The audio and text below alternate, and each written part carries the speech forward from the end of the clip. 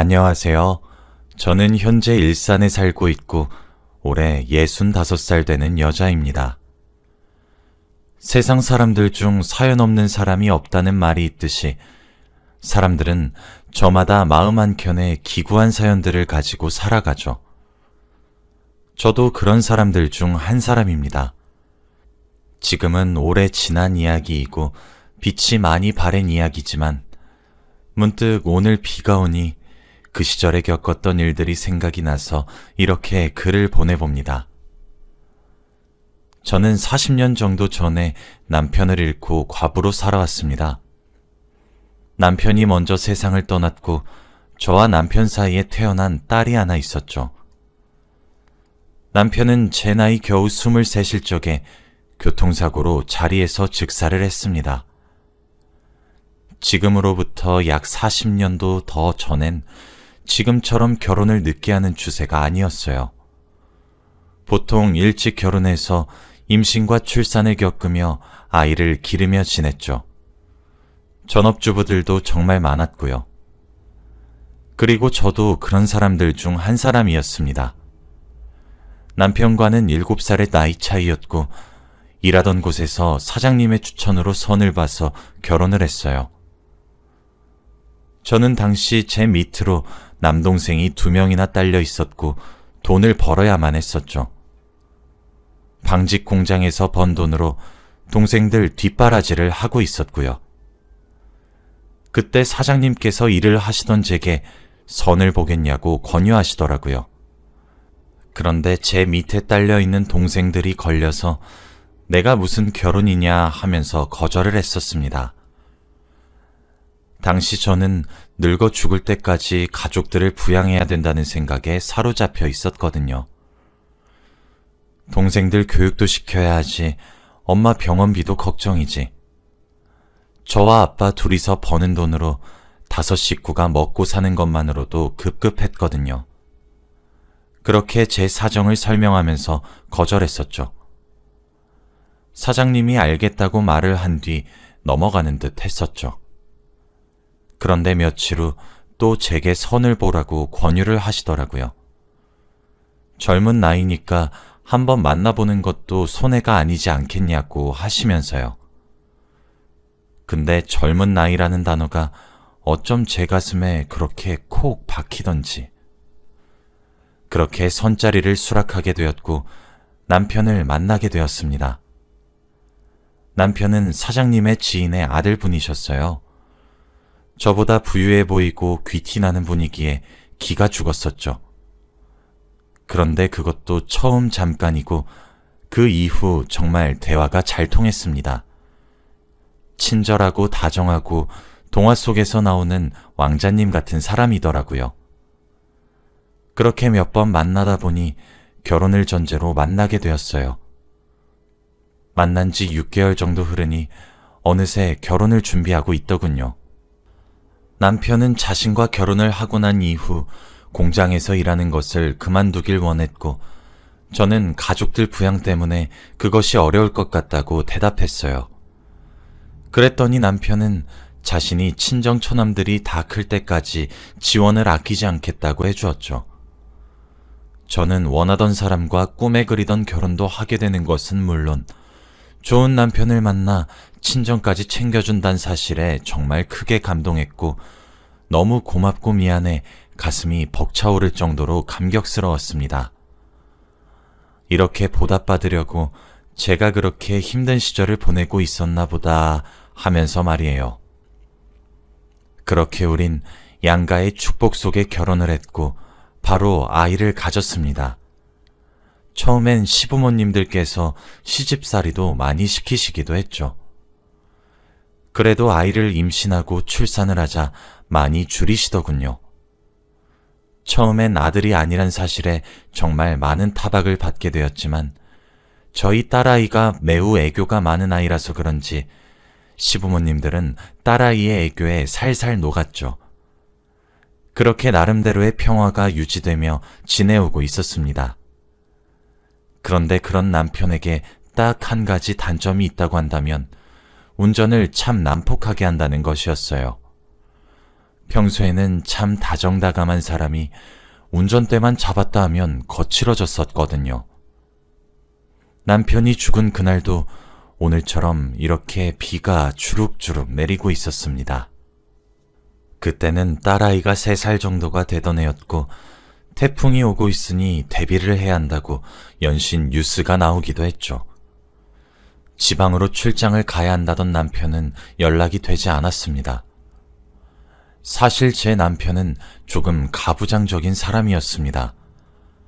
그래서 일을 하거나 그럴 때 제가 먼저 연락을 하거나 이런 식으로 귀찮게 굴거나 행동을 하면 너무 싫어했어요.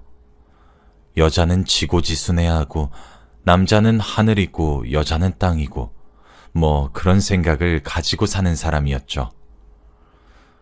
요즘 사회에서는 이렇게 생각을 하는 사람들을 잘못 생각하고 있다고 말을 하지만 그 당시에는 그게 당연한 생각이었던 것 같습니다.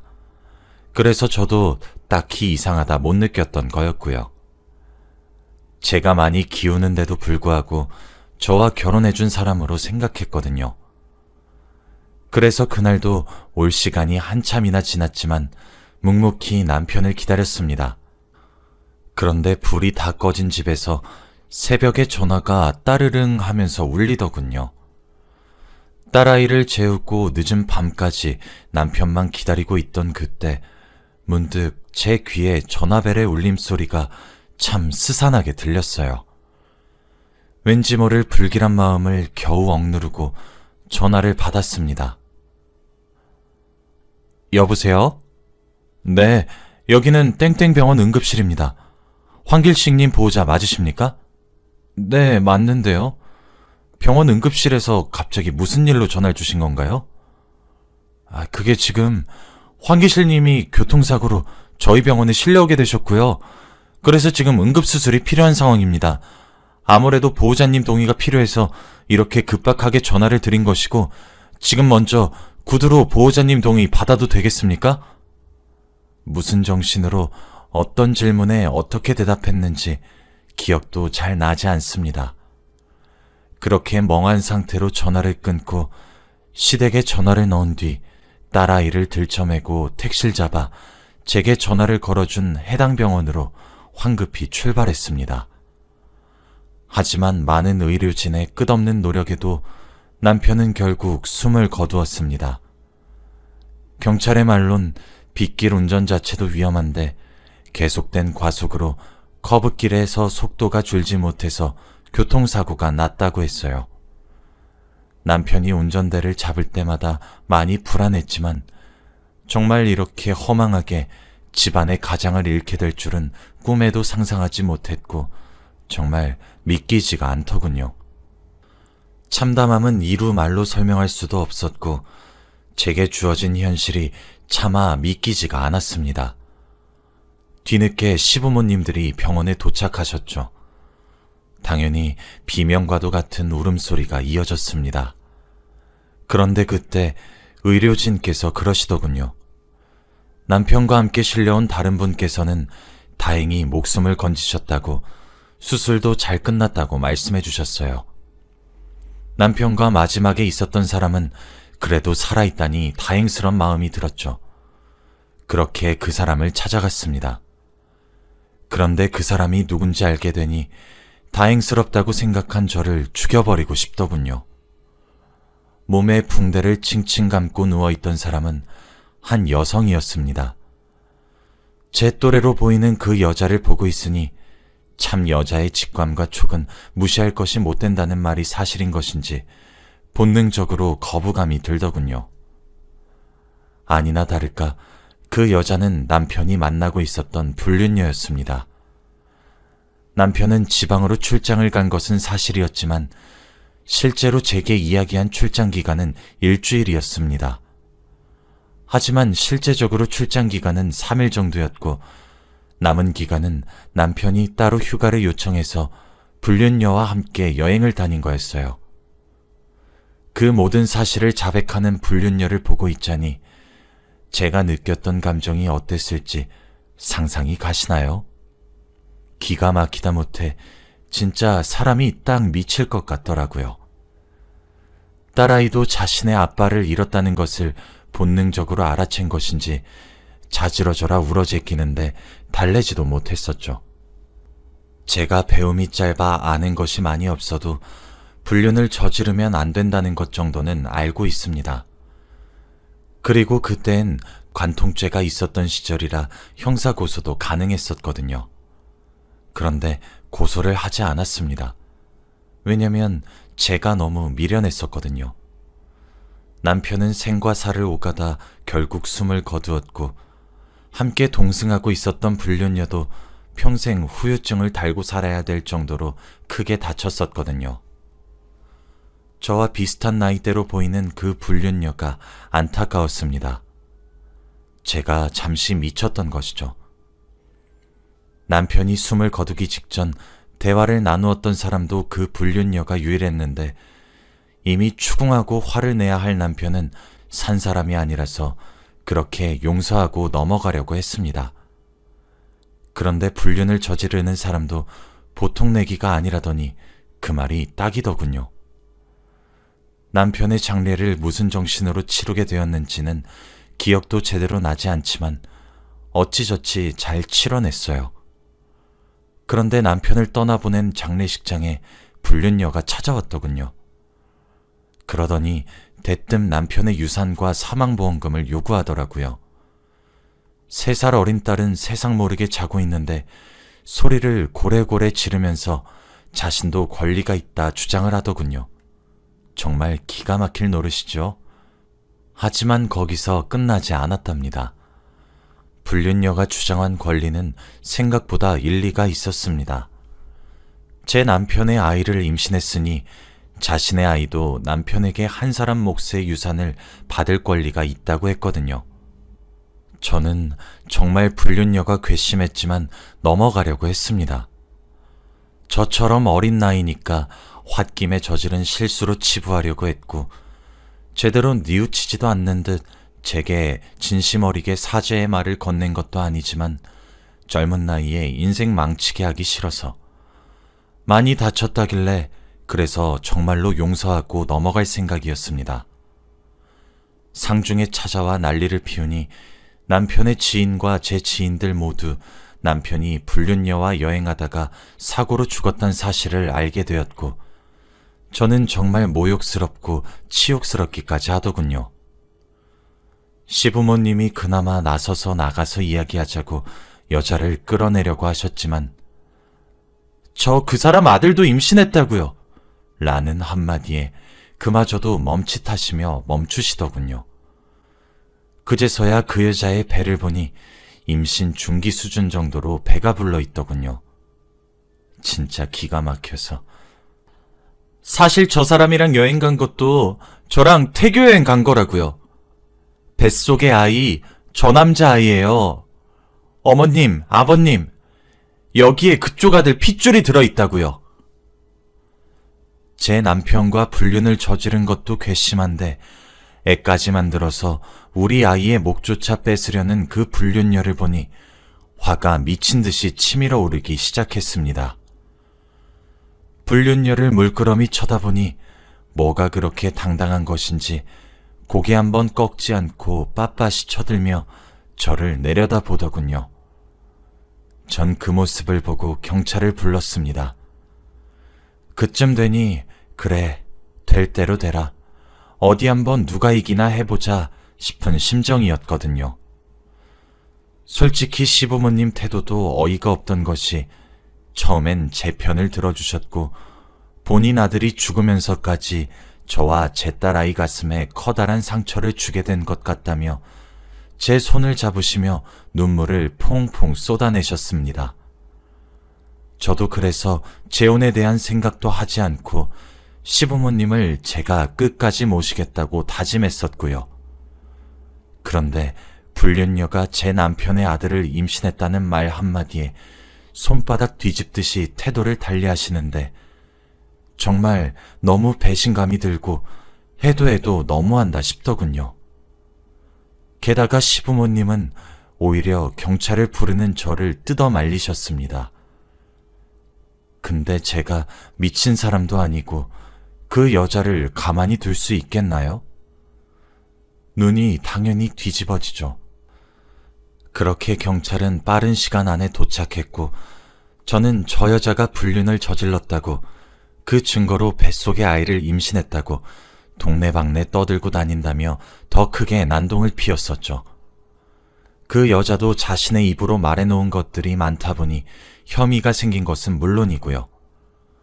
그렇게 남편의 장례식 도중에 딸아이를 데리고 나란히 경찰차를 타고 경찰서로 향했습니다.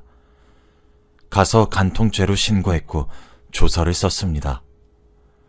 불륜녀는 당황하는 기색이었어요. 지금 생각해보면 제가 아무런 조치를 취하지 않으니 이번에도 그럴 것이라고 예상을 한 것은 아닌가 하는 생각이 드네요. 저는 그 이후로도 친정에서 돈을 아득바득 끌어모아서 비싼 돈 주고 변호사도 고용했어요. 참 어이가 없는 것이 남편 명의의 카드만 조회해도 여관방에서 결제된 내역이 주룩주룩 나오더군요. 그 여자가 다니고 있던 산부인과도 남편 카드로 결제가 되어 있는데 그동안 몰랐던 제가 그토록 미련하고 멍청하게 느껴질 수가 없었습니다. 그렇게 저는 미친 사람처럼 몇 개월씩이나 압박을 했습니다. 그러다 보니 시간이 흘러 불륜녀가 출산을 하게 되었죠.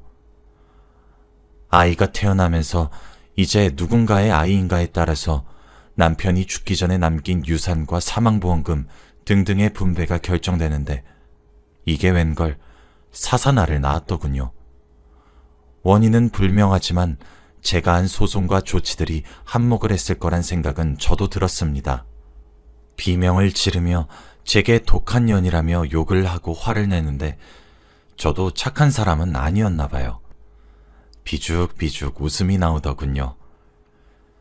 시부모님은 어느새 그 불륜녀 옆에 찰싹 달라붙어 제게 사람의 탈을 쓰고 어떻게 이렇게 잔악무도한 짓을 저지르냐며 해도 너무하는 것 아니냐며 함께 오열을 하는데 모르는 사람이 보면 제가 불륜녀로 오해할 기세더군요. 그러게 조용히 살지 왜 그랬어. 내가 넘어가려고 했잖아. 그럼 너는 내 남편이랑 불륜 저지르고 남의 남편 새끼 낳아서 행복하게 살 줄 알았니? 내가 그걸 가만히 둘 정도로 바보 천치를 알고 있었니? 나 너 죽을 때까지 따라다닐 거야. 어떤 남자와 만나 행복한 가정? 너 그거 평생 못 이뤄. 내가 그렇게 만들 거야. 하나뿐인 내 자식한테 아빠 뺏어간 것도, 우리 집 가장 뺏어간 것도 나 용서 못해. 어디 결혼 한번 해볼 테면 해봐. 선 볼 거면 어디 한번 봐봐. 난 너 죽을 때까지 쫓아다니면서 너 행복하게 사는 거 방해할 거야. 알겠니? 그리고 어머님, 아버님, 저한테 이러시는 거 아니에요. 적어도 어머님이랑 아버님은 저한테 이러시면 안 되는 거예요. 저한테 정말 큰 실수하는 거예요. 저는 그렇게 말을 하고 그 자리를 떠났습니다. 불륜녀는 뒤늦게 관통죄라도 피해보려고 했겠지만 이미 조사를 하는 과정에서 본인이 불륜녀 사실을 인정해버려 구속이 되었고 시부모님도 절 뒤늦게 찾아와 사과하시더군요. 뭐 지금은 40년도 더 된 이야기이지만 당시엔 참 심각했더랬죠.